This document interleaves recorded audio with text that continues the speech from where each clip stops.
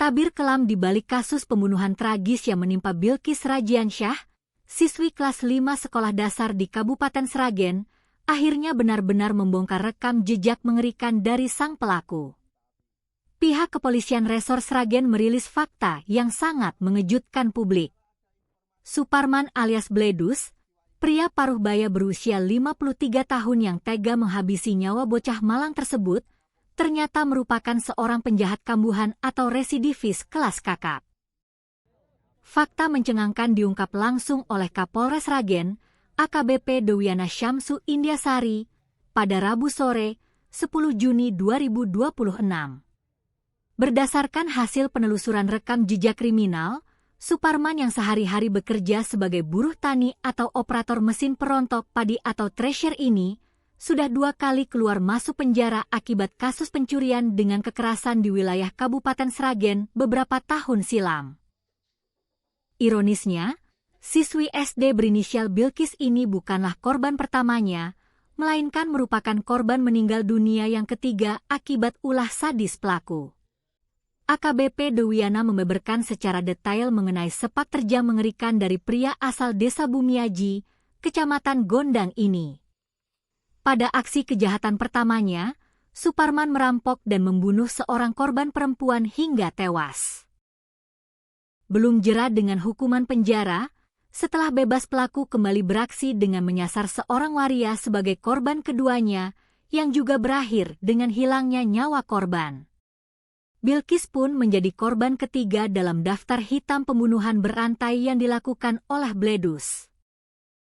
Ketika ditanya oleh awak media mengenai kemungkinan pelaku merupakan seorang psikopat atau memiliki gangguan jiwa, Kapolres Sragen menegaskan pihaknya akan mendalami hal tersebut lebih lanjut dengan menggandeng ahli psikologi forensik.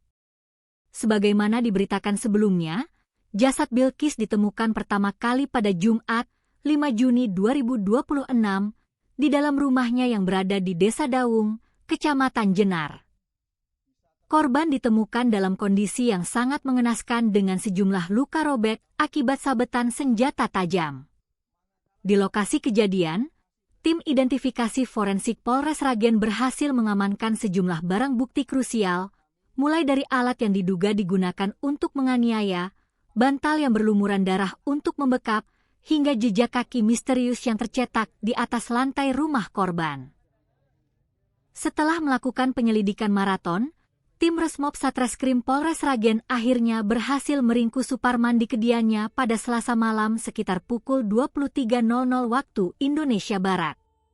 Dari hasil pemeriksaan, terkuak bahwa motif utama pelaku murni didorong oleh faktor ekonomi, yaitu ingin menguasai harta benda berharga milik korban. Demi mengaburkan jejak kejahatan sadisnya, seusai mengeksekusi korban, pelaku sempat membuang baju kaos dan celana yang dikenakannya ke aliran Sungai Bengawan Solo.